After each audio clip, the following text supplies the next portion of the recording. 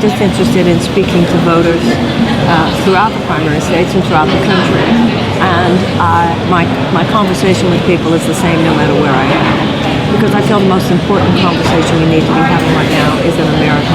I think it's the state of the country that we all need to be thinking about, even more than the state of our own individual lives. I think we have a politics of people-pleasing, where too often politicians are trying to figure out what this group wants or what that group wants. I talk the same whether I'm talking to a black audience or a white audience, or a rich audience or a poor audience.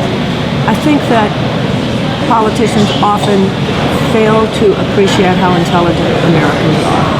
And I think people hear you at the level you speak from. I think it's time for Americans and for our generation to